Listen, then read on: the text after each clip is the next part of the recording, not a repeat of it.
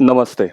Ladies and gentlemen, good afternoon, and welcome to today's seminar on China's economy today, transient troubles or strategic turning points. We are honored to have with us Professor Barry Naughton, the Sokwan Lok Chair of Chinese International Affairs, who is one of the world's most esteemed economists specializing in China. Professor Norton's expertise encompasses industry, trade, finance, and China's transition to a market economy. His research delves into regional economic growth in China and its ties, foreign trade, and investment. Today's session is chaired by Dr. Ajit Ranade, the esteemed Vice Chancellor of the Gokhale Institute of Politics and Economics. We extend our warmest welcome to both our distinguished speakers. Professor Norton's insights have significantly shaped our understanding of the Chinese economy.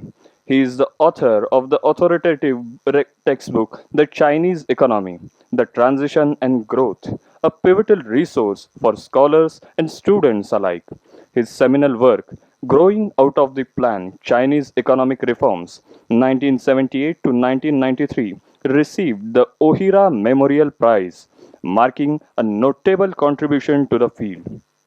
As we explore the complexities of China's economic landscape, we look forward to an enlightening discussion on whether the current challenges are mere transient troubles or indicative of strategic turning points. Now I request our Vice Chancellor Dr. Ajit Ranade sir to felicitate our honorable guest, Professor Barry Norton.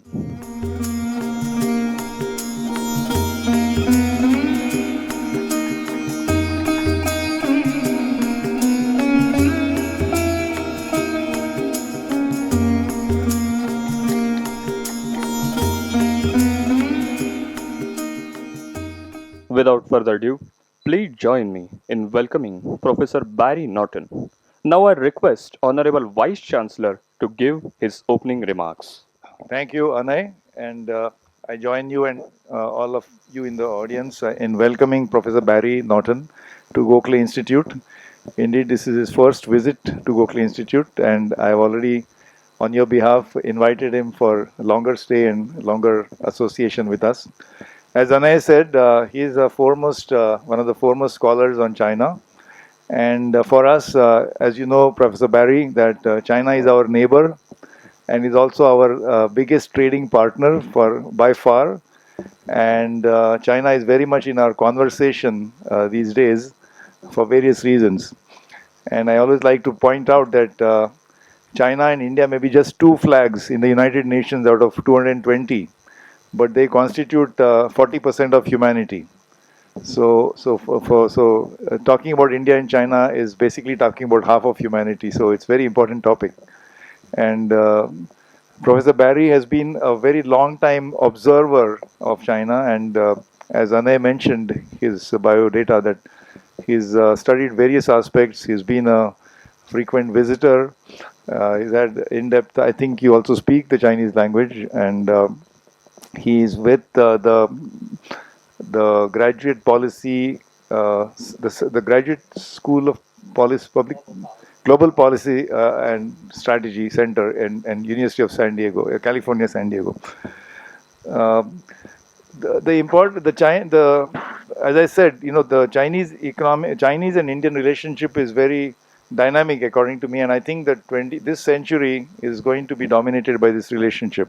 This relationship has several aspects. It's not only trade and investment or economic relationship, but there's also, as you know, geopolitical, because we have an unsettled border issue. We're also concerned about certain riparian rights, upstream river issues. But beyond that, we have a lot of common interests. For example, climate change, the transition from fossil fuel or coal-based electricity to renewables. So this is of common interest. When China and India's positions in international forums, they're often aligned. On nuclear disarmament, I think India and China have common views. So actually, there are many areas of international relations where there are commonalities, but there are, of course, issues like the border issue and the trade relationship is very dynamic, but we feel that it's very asymmetric because while the trade has grown at a fantastic rate, but India's imports have grown from China have grown much faster than India's exports to China. China today represents $6 trillion consumer market. Forget about the fact that their GDP is 15 trillion, but 6 or 7 trillion is just their consumer market. And almost every country in the world exports to China. So we forget that China is not only the largest exporter in the world, it is also one of the largest importers in the world. So what is India's share in those imports? I don't even think it's 0.1%. So even if we double or 10 times, we will go to 1%, and there will be a huge increase in India's export. So I'm saying that the Chinese economy, the Chinese society, Chinese polity is of great interest, and we are trying to increase our scholarship of China. So your visit here is extremely relevant and timely. I must also mention that since 2020, 4 years ago, we had a border incident where a skirmish or killing, you can call it, where 20 soldiers died. And this is the first time it has happened in 55, 60 years. So there's been eyeball to eyeball confrontation on the border, and the border is a very delicate, very sensitive issue. And there's patrolling, there is eyeball to eyeball, sort of confrontation. But somehow those tensions were always de-escalated. We found a way to de-escalate tensions. So that despite a 55-year history, the last war, Indo-China war, India-China war was 1962. But until the 2020 incident, we really didn't have any casualties or killing. But 2020 somehow has changed everything, because now there's hardening of stance on both sides, and I don't know how this is going to play out. But this is just for your information from the Indian perspective. So, I mean, without taking any much time, I welcome Professor Barry to make his presentation, and then there will be some time for Q&A. So over to you. Thank you. So it's a tremendous pleasure to be here for too many reasons to even begin to list. But let me just start by saying that it's a great honor and it's a great pleasure. I'm going to talk today by essentially starting right at the present moment and then expanding outward into concentric circles and try and give more and more depth to the picture that emerges. Let me just say that the context that I want to start with is this tremendous shift in opinion that's very visible in the United States and other Western countries about exactly how the Chinese economy is doing and what its future is. Up until a couple of years ago, the basic picture of China was as a giant that could essentially do no wrong. Thank you. There we go. And that picture has changed dramatically in the last couple of years, especially in the last 3 years. So the first thing I'm going to do is just sort of talk about that, and I'll use the recently convened China's National People's Congress, where a lot of outside commentators were perplexed because the Congress didn't seem to address any of the economic problems that outside observers thought were most telling, most important to address. And so there's been a debate about sort of cyclical versus structural factors. What's most important for explaining China's performance? And I'll talk about those very briefly. These first two sections are going to be a perspective on stuff that's basically pretty widely known. If you follow China, you'll know most of this, although I hope I'll give a fresh spin to some of it.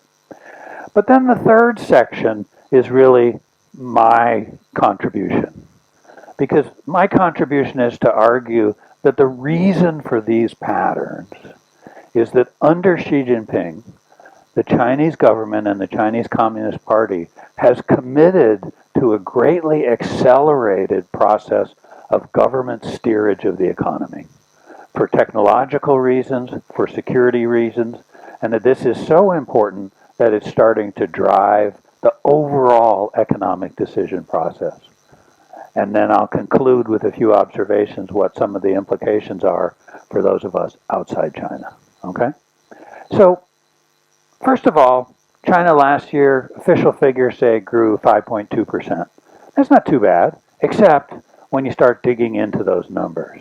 First of all, the number's a little bit unreliable. There have been more data issues in the last year than there have been in previous years. I've generally been a defender of Chinese data, but there are really some questions in the last year. Also, coming out of COVID, you would expect that the Chinese economy would rebound, that it would jump up closer to potential, and that didn't happen. So that's kind of a mystery. And we have all of this evidence of an economy that's underperforming because of insufficient aggregate demand. Prices are falling. Not very much, but they're falling, right? Youth unemployment is high. Household sentiment is deteriorating. Private investment is weak, and the stock market has declined for almost 3 years now. Well, so that's pretty obvious that something is going wrong. So a change in perception is dramatic. Here's just this is just a selection of American headlines. Okay, fine. American headlines can say anything, right? Doesn't prove much. But look at this. Who killed the Chinese economy? I mean, that's a little ridiculous. But look at this. This is an index of Chinese consumer confidence. It's been collected by the Chinese National Bureau of Statistics since 1990. Nobody ever paid much attention to it because it was always high. And I must say, subjectively, that corresponded to what you felt when you went to China. You talked to people, whatever their politics, their view of the future was usually pretty upbeat. And then look at what happened March, April 2022. It drops to unprecedented low level and stays down there. Does anybody know what happened in April 2022 in China? What? No, it was the lockdown in Shanghai, where COVID lockdowns were being enforced, and Shanghai tried to navigate it in a certain way, and then it failed, and so they just imposed this draconian lockdown where lots of people couldn't leave their houses to get food, and it really caused some dramatic suffering, and it just caused this disconnect between popular opinion and government policy, which we're not used to in China. And then this lower confidence level has persisted ever since. Whoa, sorry. You can see, and then COVID collapsed. Zero COVID policy collapsed at the end of 2012. End of 2022. And you can see there was at first a kind of bounce in sentiment as people thought, okay, we're going to come out of this lockdown regime. But then guess what? It didn't happen. And so once again, sentiment is depressed. And I was surprised. I was back in China for 2 months last year after being away for 4 years because of COVID. And I was astonished how the public discourse has changed. People will say, oh, we didn't take a vacation this Chinese New Year because of the economy. Just like that, which you never heard stuff like that in China before. So definitely something's going on. And when the National People's Congress met in March, every year the premier produces his government work report. And in the government work report, he says the primary tasks for the coming year, so this would be 2024, are the following. And one of the strange things was expanding domestic demand, which as economists we'd say, well, that's the number one need, right? It seems obvious from those indicators. It had been the number one objective in 2023, but for 2024 it was demoted to number 3. And these two other things were raised above it. We'll come back and talk about them later. They're a little bit opaque when you just listen to them. They're these strange slogans: modernize the industrial system and develop new quality production forces. What does that mean? It sort of doesn't mean anything in English. So you have to probe into some of the background of some of the slogans in order to figure it out. Meantime, look what else is going on in the economy. Housing sales have been declining now for more than 2 years. And so the government has failed to sort of put a bottom on the housing crisis. Now, the housing crisis might be inevitable. It might be caused by a lot of long-term structural factors. It might be caused by the need to rein in financial speculation. So you can't blame policymakers for the fact that there's a housing crisis, but the fact that they've been sort of unable to discover a consistent standpoint and try to resolve the crisis clearly is a problem. And this goes up through February this year, so you can see that there's still, the problem is getting worse. So as people look at this, especially in the United States, there's a kind of a debate. Is China facing a short-run cyclical economic problem, or is this structural, by which they mean that a set of long-term problems that won't be resolved for years are diminishing China's economic vitality and strength in the long term?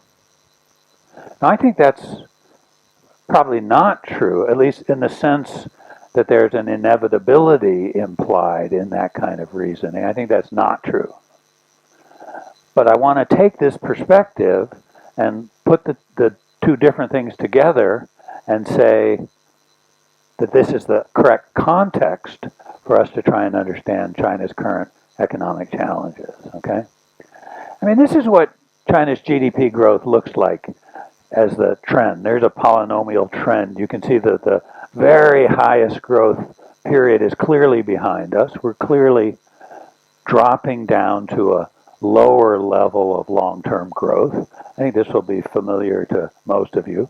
But one of the side effects of this, slower growth plus currency depreciation, means that China's share of world nominal GDP has actually been declining for the last 2 years. Well, that's unprecedented. I mean, look at this. Astonishingly rapid and potentially destabilizing growth in share up until 2021, and then followed by 2 years of erosion. Of course, that's mainly exchange rate effects. But exchange rate effects are also a real phenomenon, right? Prices that reflect something about capital flows and competitiveness and other things. And the next couple of slides have India as the title. That's because I took them from a report done by Barclays Securities, actually, directed towards China people and saying, hey, watch out, India's got these advantages that China, you, are losing already. But I think it's exactly right. And I think when we think of these long-term structural effects, the most important, certainly, are the demographic. Right? China still has lots of catch-up potential. But as this graph shows, the aging of China's population, this steep dark blue line here, is starting to happen very, very rapidly. Right? And I'm going to skip this one because it's just too complicated, and this one's a little bit more fun. If you're used to reading an age pyramid, this is the China 2020 census. And you notice this shelf right here, right? At age 59. Now, almost everybody in China retires between 58 and 65. And so, look at this shelf. This is 2020, so we would already want to move this up 4 years in 2024. That means these people are starting to retire. And so the Chinese labor force is already starting to shrink. And it's right now it's a relatively shallow shrinkage, but in a couple years, as we get to this bulk, the shrinkage of the labor force will accelerate, and it will become significant. In the meantime, look at the bottom of the age pyramid. These replacement generations are much smaller. And the ones that the cohorts that have been born in the years since 2020 are even smaller than that one at the bottom. So China now faces this, not, some people have called it a demographic cliff. That's a little too strong. but a very severe set of demographic challenges which are relatively long term, right? And, I think the way we should think about this is that the end of this very, very rapid growth phase is always very, very difficult to manage, right? It ought to be that economies can make gradual adjustments to these changes in underlying factor proportions, right? It should, wages should go up. There should be certain changes that everything adjusts. But in fact, the adjustment is very difficult. Japan grew 10.5% until 1973, and then the growth rate dropped dramatically, boom, to 5%. It was 5% for almost 20 years, and then it dropped again, boom, to zero, right? And those changes were accompanied by economic crisis in both cases. Korea, 1997, growth rate dropped. Asian financial crisis, boom. So it's a difficult and a painful process of adaptation. Chinese policymakers don't want to make that adaptation, right? Their concern has been to try and shift the structure of growth away from what it might naturally be and towards some kind of state-directed, high-tech, manufacturing-driven development instead. And the commitment to that has only increased in recent years. So here's where I think I'm making a contribution to understanding what's going on in China today. In essence, over the last couple of years, the Chinese government has decided that it doesn't want what we might think of as the normal structural transformations of an economy to occur. What would those natural transformations be? China's at sort of upper middle income level, right? It's about 12,000 US dollars per capita. So this is about the level where we would normally start to see an economy shifting to a service-driven economy. It's about the level where we start to see the rapid emergence of a middle class. It's about the level where we start to see dramatic changes in the composition of trade as labor-intensive manufacturers drop out of the export portfolio and different types of trade and increased specialization, increased sophistication, and for many, increased integration in global trade. De facto, Chinese policymakers have decided they don't want that set of transformations to occur. Now let's see, how did this occur? So, when we look at Chinese industrial policy, and here when I mean industrial policy, there can be very broad definitions of industrial policy, as you're well aware, and more narrow ones. I want to use a more narrow one. In other words, I'm talking about a situation where the central government targets specific industries and specific sectors, uses conscious resources and instruments to channel funding to those industries, right? So I'm not talking about tax policy or regulatory or competition policy, even though those are very, very important and very, very relevant. And so a lot of people think China has always had industrial policy. Actually, it turns out that's not true. China, through about 2006, had economic reform policy, right? China did whatever it had to do to break through the institutional constraints and create markets, enliven sectors, and it did this gradually and with preference towards the sectors that were most troubled, right? So if you wanted to call that industrial policy, you could, but I'm not considering that because it wasn't the result of a conscious government policy to steer the economy in a certain direction, except the direction of economic reform. But starting in 2006, we have the first sort of conscious Chinese industrial policy. And that policy was what you'd expect, really. As the economy was starting to slow a little bit, Chinese policymakers said, we need new growth drivers. Right? We need to figure out the sectors that are going to provide the kind of impetus in the future that labor-intensive manufacturers have provided in the past. But in the years since then, the scope of this effort has steadily expanded and intensified. So this is something relatively recent. And let me just give one index of this. This is a government financial institution in China. It's called a government guidance fund. It's essentially an effort to replicate a venture capital fund. In other words, it's a fund, and it has a managing partner, and it has limited partners. The managing partners, in principle, get paid based on the performance of their investment, and the limited partners provide funding. The difference being that each fund is supposed to accord with certain government sectoral priorities.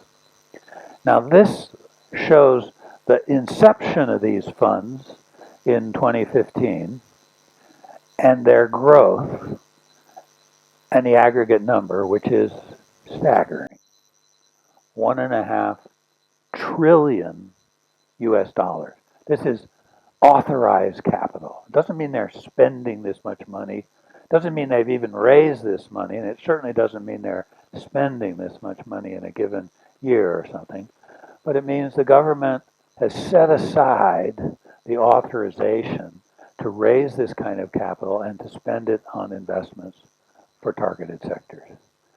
And this is just one instrument. This isn't counting tax remissions, subsidized loans, a whole other range of instruments, right? So this is just one measure. No other country has an institution like this. I don't think. Maybe some have something close, but certainly nothing like on this scale. So we see Chinese industrial policy ramping up by this financial measure. But perhaps even more important, we see a kind of layering of objectives. So remember I said in this the beginning of Chinese industrial policy, as I said, they're looking for new growth drivers. And you get a policy bundle called strategic emerging industries. And among these strategic emerging industries, one is electric vehicles. So here's a case where you can say industrial policy started in the late 2000s. The government commitment to it has been pretty strong consistently in the 15 years since. And now China's starting to see some real payback. Whether the payback, is, whether the internal rate of return of the investment is positive or not is not 100% clear. But certainly China has, at great expense, created a dynamic, competitive, highly sophisticated electric vehicle industry, right? But in the meantime, another set of industrial policies came along and got, in essence, whoa, that's kind of nice.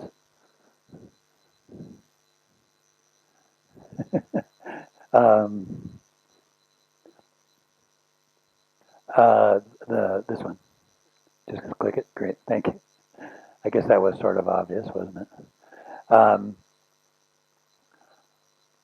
A new set of industrial policy objectives came along and was layered on top of this first set. And we can call this the innovation-driven development strategy, where the objective is no longer just the selection of an economically profitable sector to foster, but rather it is, and the policy documents say this in so many words, it is to master the new technological revolution. And so, and they specifically define, there's actually a document that comes from the top of the government and the top of the Communist Party in China that says we must master the new technological revolution, which is green, intelligent, and ubiquitous, and is a new general purpose technology that will transform the world. And in 2014, that's pretty good, right? If we say it in 2024, yeah, we all know that, right?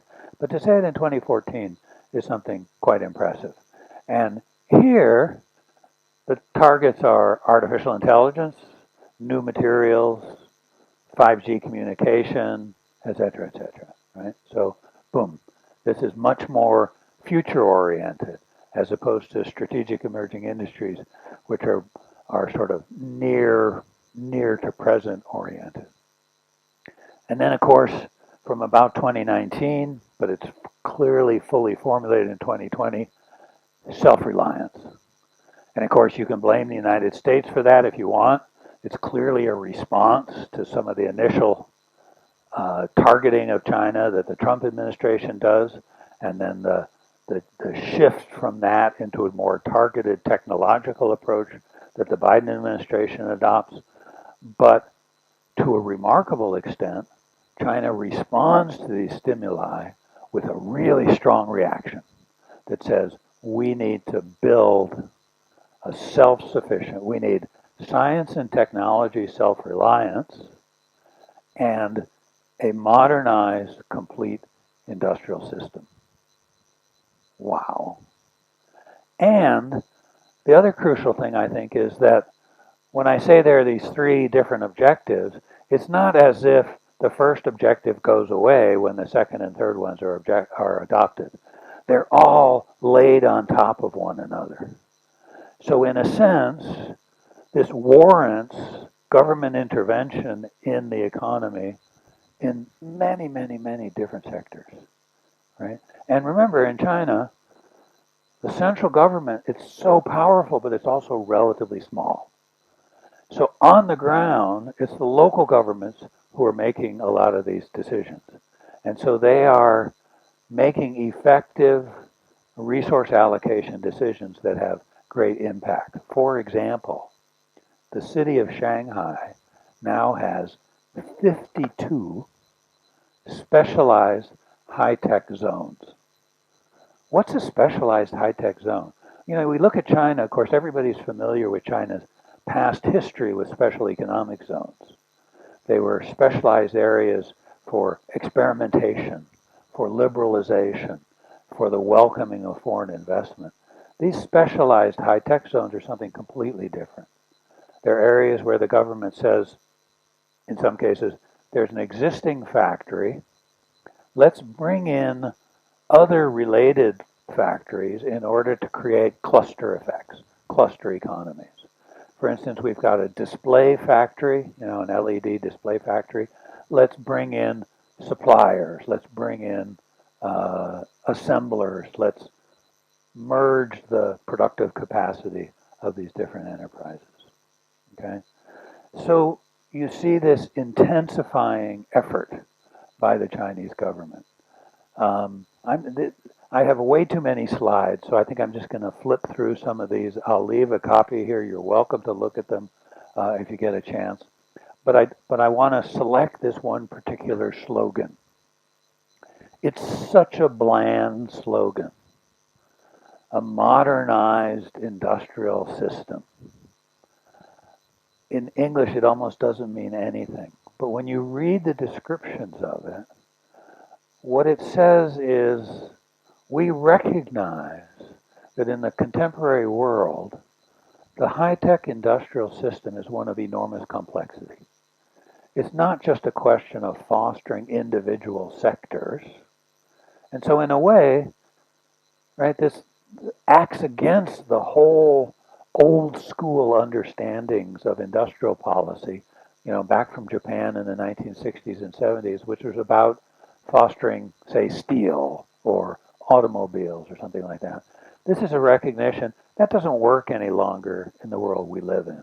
Instead, a modernized industrial system is one that has specialized suppliers that supply many different industrial sectors.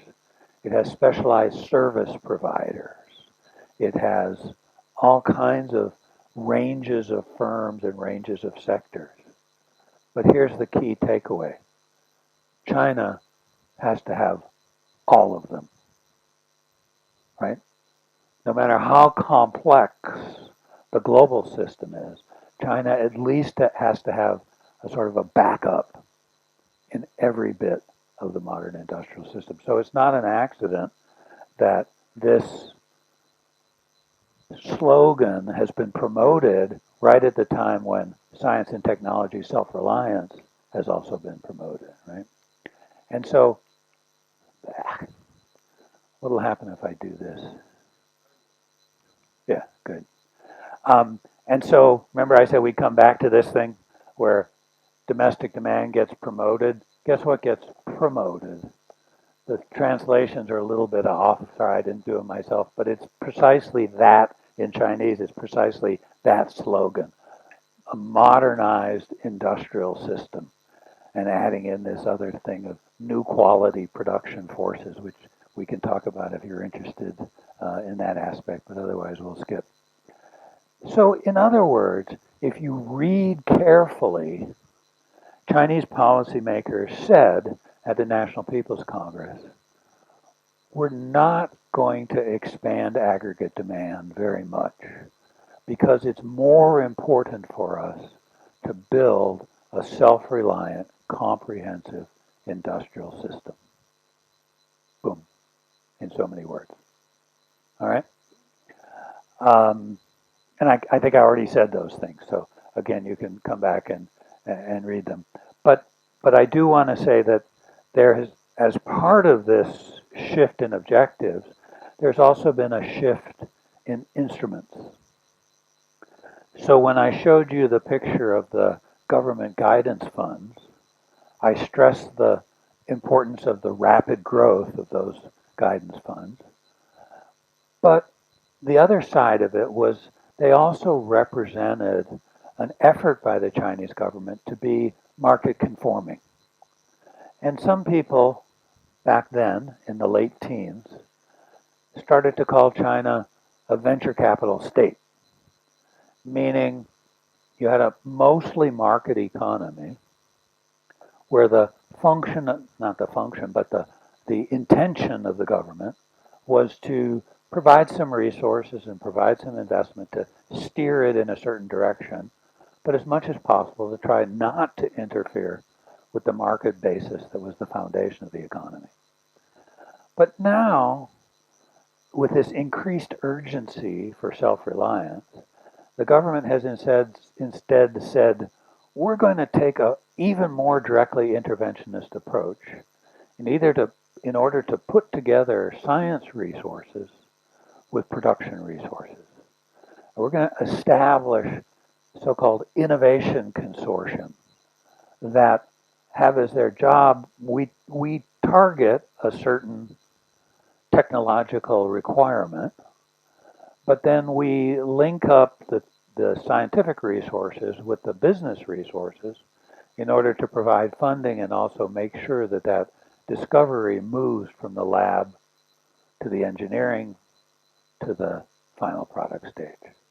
And one example of this that you've probably heard of is that Huawei, which is notionally a private company but deeply involved in this system, produced a phone, a 5G phone with a chip that was produced at a 7 nanometer tolerance, which is something the United States was trying to prevent. And it's the result of this system of linking together scientific resources and production resources. This is sort of how it works, but again, you can take a look at that if you want. So when we put these together, we see, there's definitely a rationality to this, right? I mean, not only there's certainly a strategic rationality to it, but also, you know, it's true that China is extremely comprehensive manufacturing base, is an innovation resource, right? There's lots of work that shows that having different kinds of scientific, technological, and business activity in close proximity does generate spillovers and a stronger innovative environment, right? And so if you go to Shenzhen in southern China, they say you can get anything there. That's a little bit of an exaggeration, but it's kind of true. And that means if you're an inventor, you're a tinkerer, you can sort of find everything you need there. So China is saying, we're going to do, we're going to use policy to maintain that resource. And as I say, there's some rationality to that. But it's very expensive, right? And I think you can see this most clearly with the semiconductor production chain. As you know, semiconductors incredibly complicated, many different segments. No country dominates more than a couple segments. China has now decided it's going to be a player in every segment. So it's embargoed from the most advanced EV, so-called the highest sophistication lithographic equipment that comes from one company in the Netherlands, ASML. And so they are now committing to supporting two domestic firms in particular that are trying to develop that sector. But they're doing that at every step in the semiconductor production chain. So that's extremely expensive. And it has other costs that I think that cost they understand. It has other costs that I'm not sure they do understand. That they're disrupting their low cost access to best in the world inputs, which is one of the things that powered their high speed economic development throughout the very high growth period. And it creates a big danger because if China is self sufficient in manufacturing, what's the basis for trade? Of course, there's always going to be lots of trade based on resources and other things. But take a look at this. Now, this is not a completely uncontroversial graph because it exploits, I said there have recently been data problems from China. One of the data problems is that the measure of the current accounts balance, and in particular the goods trade balance, between the balance of payments and the customs officials have diverged. That never happened before. What's going on? There's some explanations. Maybe it has to do with bonded zones and the way that's going, et cetera, et cetera. But in any case, the customs data, which feeds into the UN Comtrade data, shows much larger Chinese exports and much more rapid growth of Chinese exports. This is from Brad Setzer at the Council of Foreign Relations. He takes the customs data, rearranges it to just look at manufacturing, and look at this. He gets a manufacturing goods surplus of over 1.5% of GDP coming from China. Now, as I say, not everybody accepts that number per se, but look, you can see how it comes out of the current policy configuration, right? The current policy configuration says reduce dependence on imports. It says subsidize manufacturing wherever necessary in order to make it competitive, and other things taking place in economic policy drive the value of the renminbi down, so the renminbi is about 15% cheaper than it was a couple years ago. When you put those three together, what does that spell? It spells serious trade problems. And I think this is something, there's murmurings about it throughout the developed countries among economists, and I think it's something that's about to explode as an issue. So watch out. In part for self-interested reasons, right? The United States, Europe are looking at a flood of electric vehicles from China. They don't like it one bit. And they're looking for excuses to put up protective barriers. Here's a good excuse. But it's also true. So watch out. This is a kind of explosive thing. I've got a whole nother section here, and it's obvious that I don't have the time to go through it. So let me just summarize it with one takeaway. That is, Xi Jinping, even though he's not a very good economist, but he's a good pretty good at understanding incentives. And so he's been consciously tweaking the incentives in the Chinese system for the last 10 years. And basically what he's done is he's moved China from a past system where growth and profit and reform were number one for everybody into a system where those things are not worth zero, but they're just one item in a basket of objectives. And where Xi Jinping is asking everybody, not just government officials, but also state enterprise managers, and even after 2021, even private businesses, to comply with a whole range of government policies, including, of course, technological self-reliance, right, which is very, very important. And that's changing the incentive structure of the Chinese economy. And it makes it, I think, less efficient. And we see this in a reduction in total factor productivity growth, which has occurred over the last 10 years or so. Right? We see approximately a drop of about 2 percentage points per year in total factor productivity growth. So since I'm skipping slides, let me just skip all the way to the last slide. Way too many slides here, huh? This is the last slide to look a little bit at the future. But before we get to the future, let me just say, in terms of the present, did we resolve the puzzle that we started with? I think so, right? The puzzle was, why is it that when everybody else can see that the Chinese economy suffers from insufficient demand, that the Chinese government doesn't respond with more expansionary policy?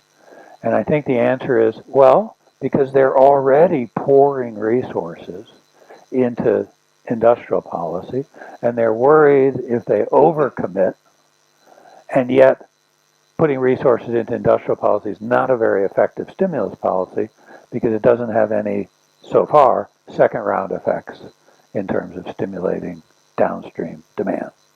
So, what about the future? Well, don't get too pessimistic about the Chinese economy. Some of these things are going to work. Electric vehicles, China has genuine competitiveness, solar panels, etc., etc. And we are in an era of technological revolution. So if China invests all this money and masters some of these general purpose technologies for the future, it might exploit benefits for a long time. Most important, though, the wounds to the Chinese economy are mostly self-inflicted, right? They could stop doing this. Yes, they'd have to craft a different strategy to deal with the American challenge. But there are other ways they can do it that would be a lot more economically productive for China. But they've got to move. And right now, the Chinese government, Xi Jinping, thinks it's working. He likes what he's doing, and he's not going to change. So we need to sort of sit back, observe for a couple of years, see how things go, see how elections go in different countries, and then maybe we'll get a chance to move towards a different kind of trajectory and a different kind of equilibrium. All right, I'll stop there. Thanks a lot. Yeah, thank you. So I think we'll have questions. So can you just give the mic to her? So tell us your name and be specific in the question. Yeah. Hello, Professor. My name is Arya, and I'm an undergraduate student here at the Gokhale Institute. My question was regarding China's future. So, China's industrial policy has shifted from mega projects to strategic emerging industries to what AI is. And given a lot of problems in their AI development, including competition from America, investor confidence has decreased a lot. So, do you think, keeping this in mind and keeping the fact that rural to urban migration has decreased a lot in China, do you think that the government will finally shift its focus from industries to services? No, not under the current configuration, because unfortunately, in China, there's really only one person whose opinion ultimately matters that much, and Xi Jinping doesn't show any signs of self doubt on this. Um, One of the worrisome things is, in the past we saw that Xi Jinping had a couple of economic advisors who were very savvy, who understood things very well.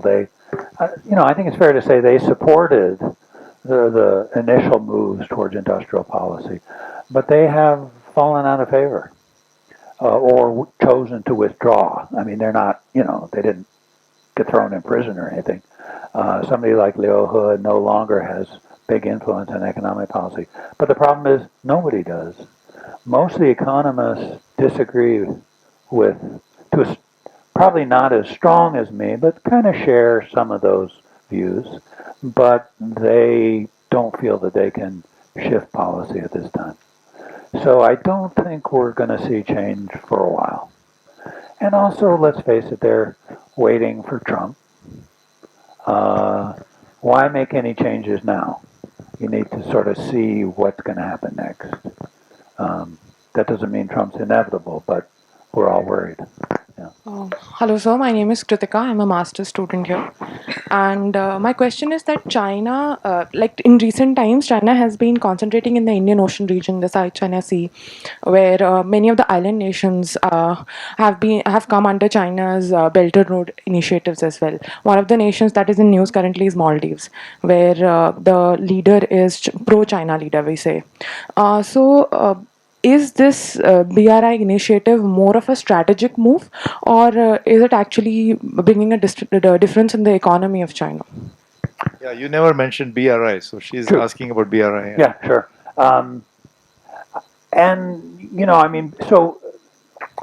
Like a lot of these things, right? BRI is something that definitely has a rationality to it, both from China's standpoint and potentially from other countries' standpoint. Clearly, Southeast Asia is the main focus of BRI, so even the title of BRI is a little bit misleading, right? Because it is, in a sense, Southeast Asia focused. It's not going away. It was scaled way back during COVID, but it's ramping up again. So I mean, it's there, and it has a strategic, political, and economic rationale. But I would say among the three, the economic rationale is probably the less important of the three. Yeah. I mean, some people think, oh, China has excess capacity, so it's going to export capacity to developing road countries. Nah, it doesn't. You do the math, it just doesn't work.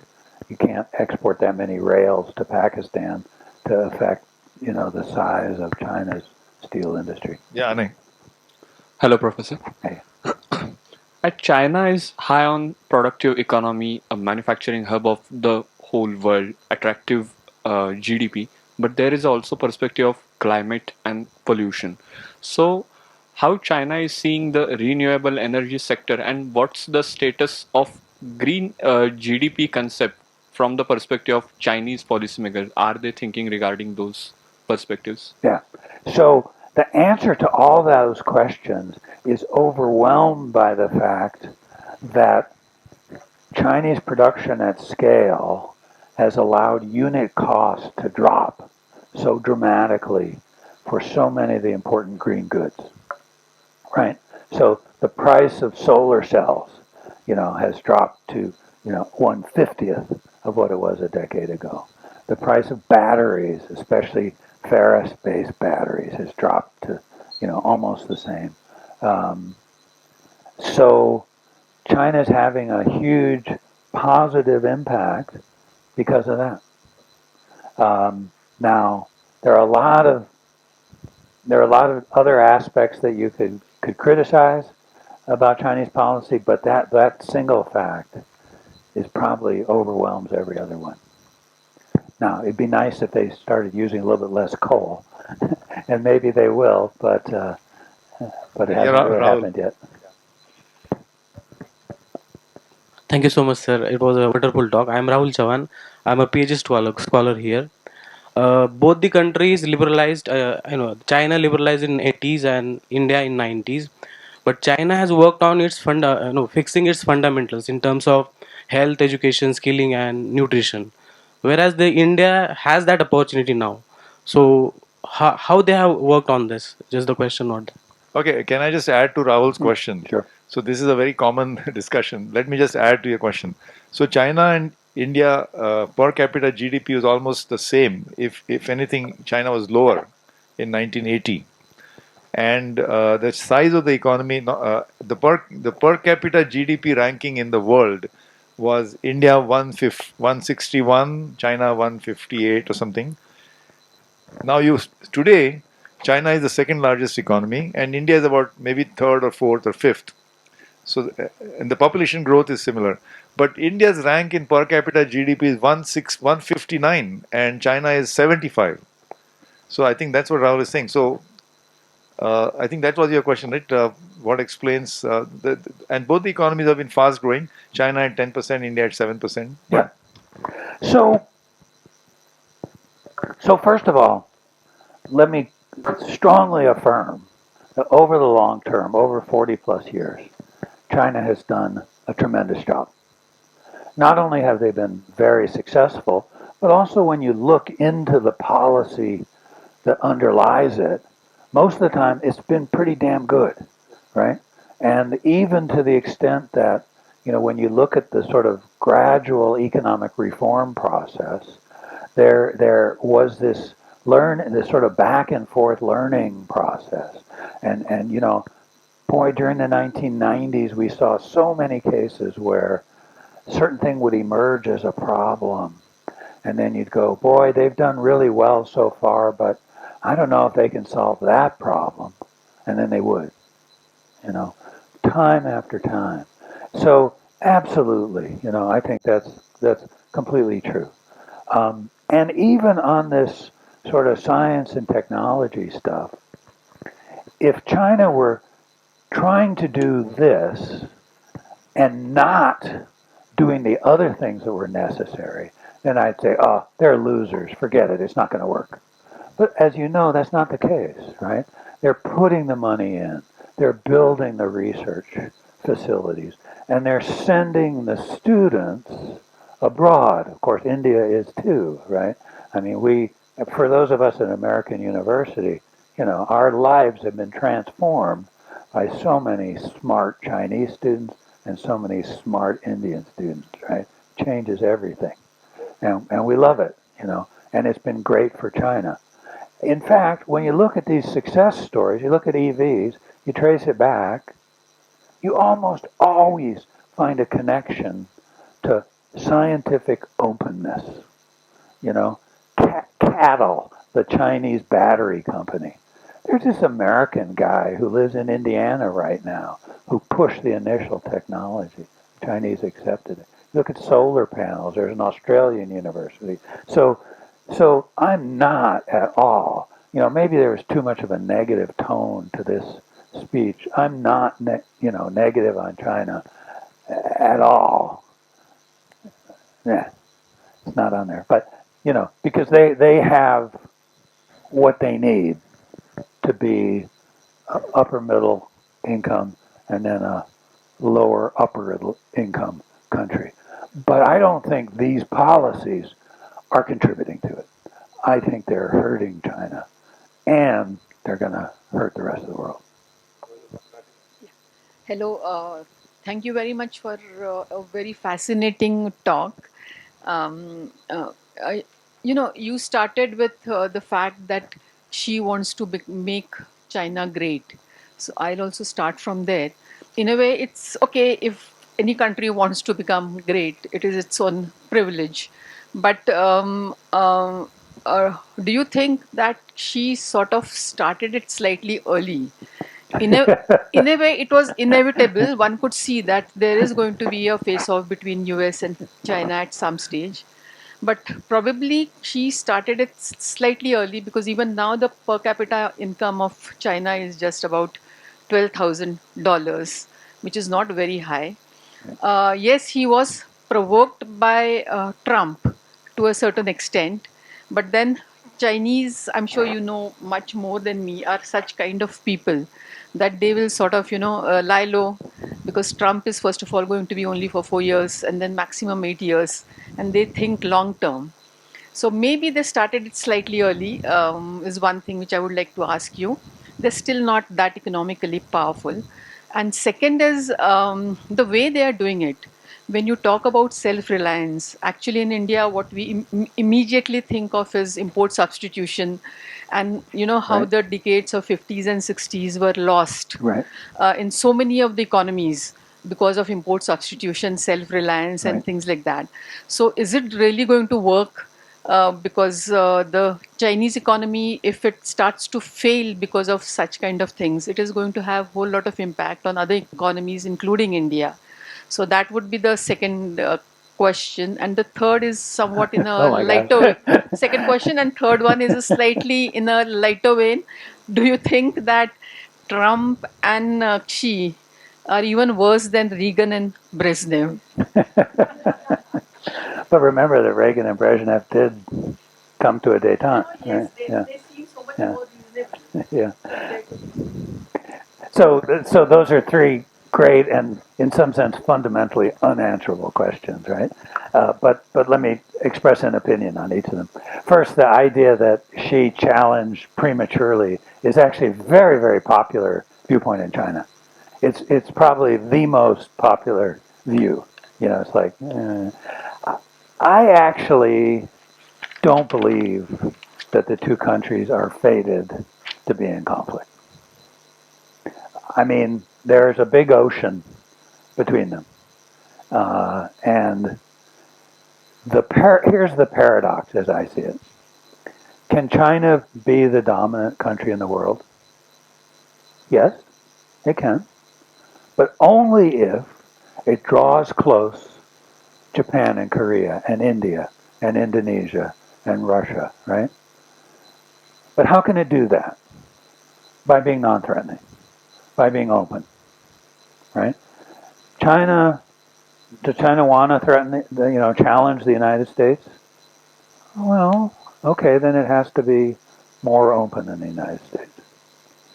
And if it decides, well, the only way we can challenge the United States is by unifying our power and expressing our, well, then it's what's going to happen. Well, what's happening right now, right? It's alienated Japan. It's alienated Korea, which takes some effort, right? When you consider how close the Korean and Chinese economies were a decade ago, China managed to alienate Korea. Good job, guys, and it certainly alienated India, right? So I don't quite see it that way. I don't believe in the Thucydides trap. But definitely take your point. What was the second question? Yeah, so no, I think it's very costly. And one thing that's funny, I remember long ago when I was studying India, I remember being struck by the slogan that private businesses should join the plan, which struck me as sort of, oh, that's kind of like China today. It's such a mixed message, right? It says, yeah, we're not against private business, but we want it to be subordinate to the national It's like goal. saying, let's all be spontaneous now. Yeah. Good evening, sir. I'm Nishad, an undergraduate student here. My question is a bit from the past. Earlier, like right before the Civil War, Chinese Civil War, Japan used to have quite a heavy investment in the Manchuria region of China, and like they used to get around 250,000 tons of pig iron and soybean and all those materials from them.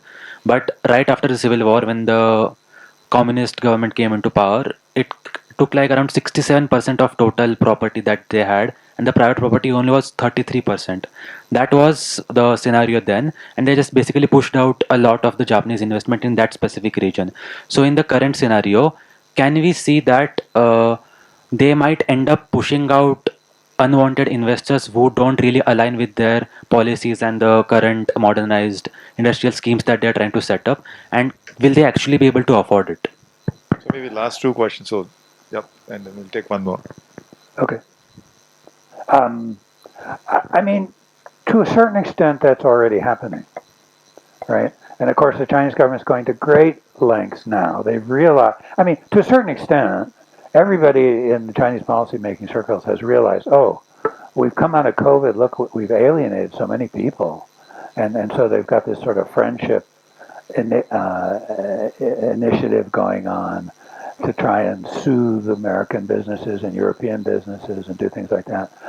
But it's very inconsistent because at the same time they're saying things like, you know, oh, but Apple phones could be a security risk, Tesla cars could be a security risk. Now maybe that's partly just the new world that we live in where so many things maybe can be security risks, I don't know. But they're definitely pushing out, I mean, they're pushing out Microsoft, they're pushing out Intel, they're to a certain extent pushing out Apple. So, I mean, this is happening. Okay. Yeah. Hello. Yeah, Maybe last thank one. Last question. thank you so much, Professor. Yeah, I wanted to ask about the social stability and situation within China. So, do you think, like, given the lack of political rights and lack of democracy in China even today, is that likely to play a part in the future?